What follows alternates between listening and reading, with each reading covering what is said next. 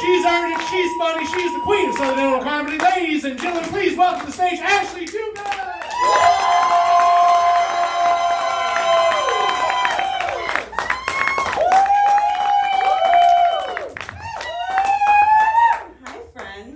Dan's dad. How's it going? You're still awake out there? Yeah. Fantastic. All right, so I was gonna start my set off a little differently tonight, but something happened to me today, and I need you all to know about it. So, as we all know, sad time. Our friend Raleigh passed away recently. I went to his funeral today, funeral and a comedy show in one day, because I'm spectacular. And as I was leaving, because I didn't know anybody, so I was trying to leave. I was talking to his wife and his daughter, and I went up the middle aisle where everyone else had been going, but they were going to seats. I was trying to leave. I realized entirely too late that there was a row of chairs blocking the exit, and a easily 800-pound man taking up 3.5 chairs, sitting at the end. So I get up there and I'm just like, oh no, I've boxed myself in, and I kind of chuckle. And then I'm like, all right, man, we're gonna get real personal. And he's like, it's fine, I don't mind. So I'm like in a dress, straddling the 800-pound man's knee with my tits in his face. And I'm like, I'm so sorry. He goes, oh, I'm not. So I let out the loudest laugh possible.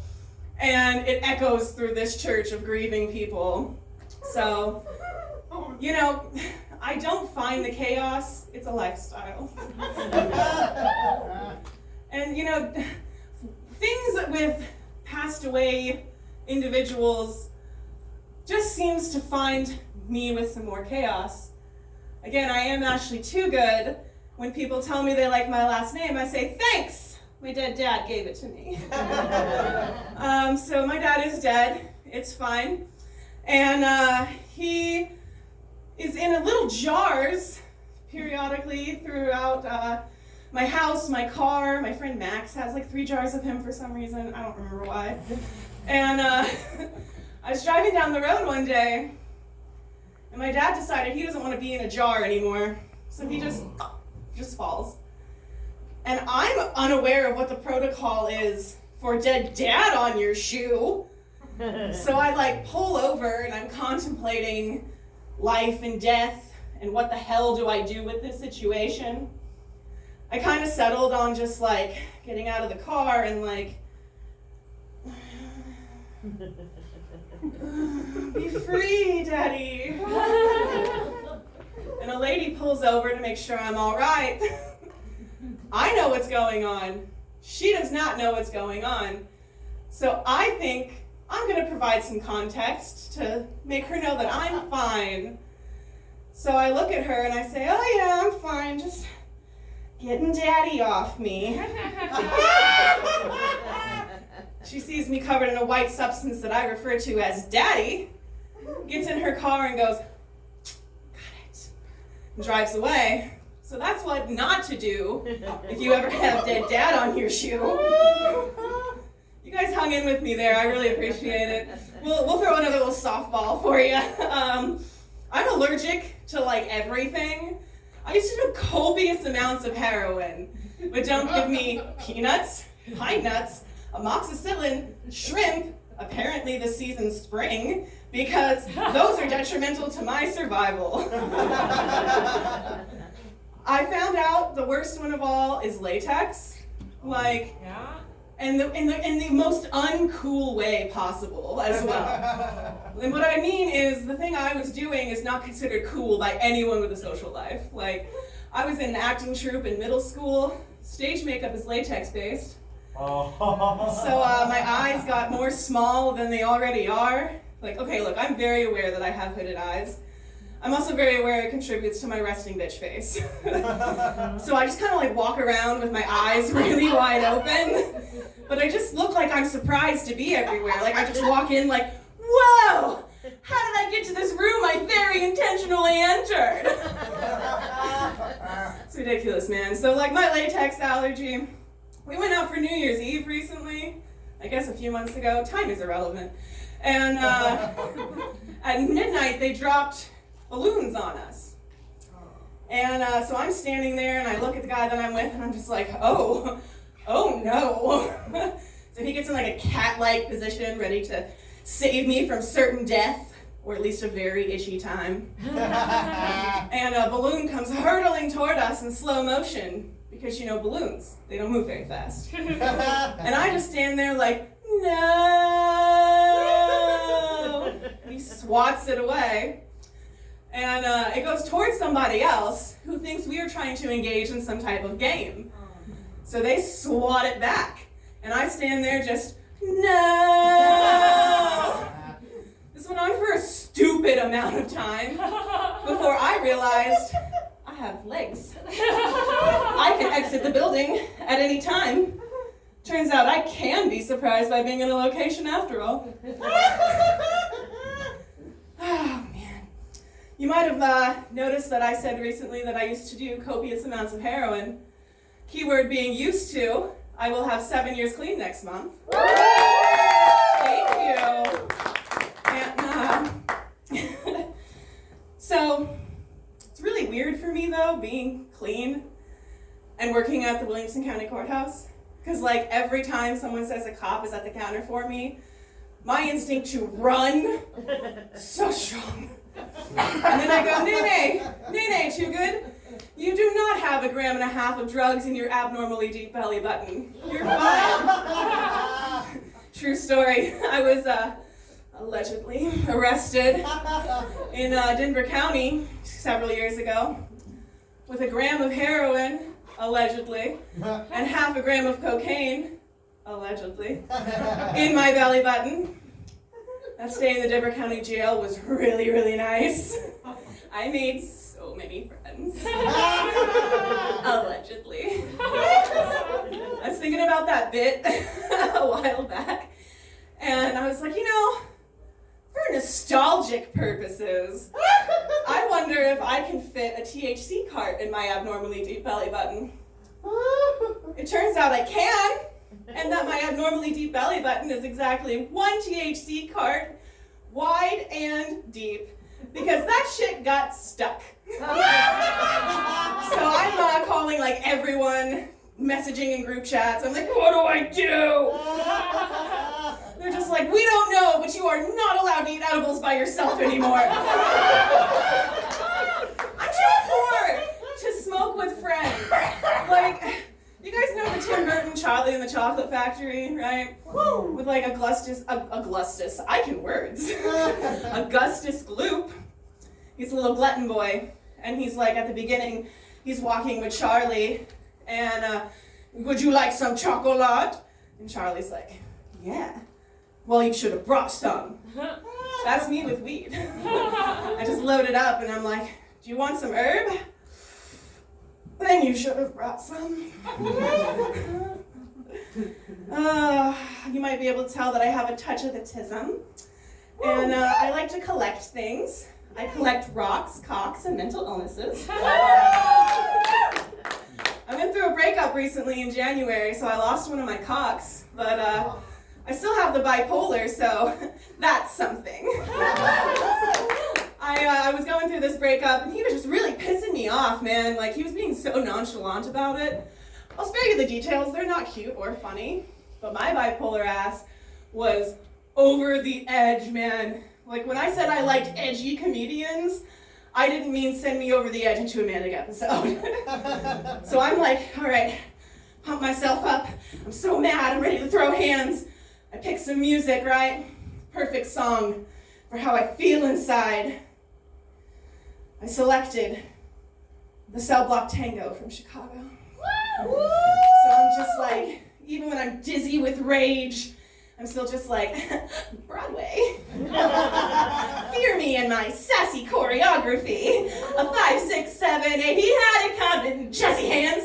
He had it coming, jazzy hips. He only had himself to blame. If you'd have been there, if you'd have seen it, I bet you would have done the same. decide to date me, just know if we break up, I will show tune rage dance in your honor. When I'm not doing comedy, I do have a normal person job. I work at the courthouse. We're signing cards for 2 people recently. On the woman who lost her father's card, I wrote, "You're a tough cookie. You've got this," which is not that bad. And then on the flip side, I accidentally wrote on the card of the woman who just found out she had cancer, "There's no wrong way to grieve death." I laid awake until 3 a.m. thinking about that. I'm just like, what if I go to work and they're like, "Man, Twogood, that was dark even for you." Do I double down? And if I do, what do I say? Am I just like, "Well, I don't know, I mean, cancer, yikes, you better get used to your mortality"? Or do I just let them know I signed the cards in haste and I switched them? Either way, I don't have to go to Reddit to ask if I'm the asshole. I already know. You might be able to tell that I have a cat, because I've been told I give off cat owning vibes, which is just a really nice way of saying cat lady vibes. So when I got my cat 3 years ago, we take him to the vet, and the doctor tells me this cat has some pink eye. And I'm like, oh no, I've been cuddling this cat so much, I'm gonna get me some pink eye. He says, no, you can't get pink eye from a cat, it's not the same. I go, phew. And then he goes, well, unless it's the chlamydia kind. And I'm like, I'm sorry, the fucking what? Run that by me again. Yeah, apparently you can get chlamydia from a cat, and mine did not have that kind. I'm fine. But can you imagine the phone calls you'd have to make? Like, trying to convince someone that you didn't get chlamydia from your cat in a nefarious way. No one would believe you. You just call up somebody, you're like, yeah, hey, Greg, you may want to sit down for this. Yeah, I have chlamydia. You may want to get yourself tested.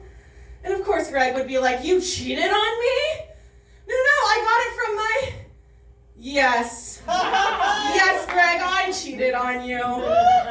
Because again, no one would believe you didn't make the bee switch you backs with your cat.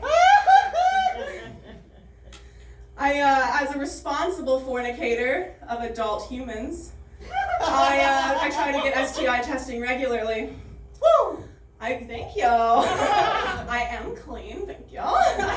And when I went to the doctor, though, they tested me for all the junky STIs because, again, my chart says I did copious amounts of heroin. I'm just like, that's not what I'm worried about, but it's really good to know that the hepatitis didn't lie dormant for 7 years, just rubbing their hands together like, ooh, you thought you were safe? You thought wrong! They're doing like a Blondie montage, and they're just like, one way or another, I'm glad that didn't happen to me. Man, I feel like COVID kind of became like making STD phone calls. You'd have to call, or let's be honest, text, or let's be real honest, like a generalized Facebook post with anyone you've been in contact with in the last 14 days.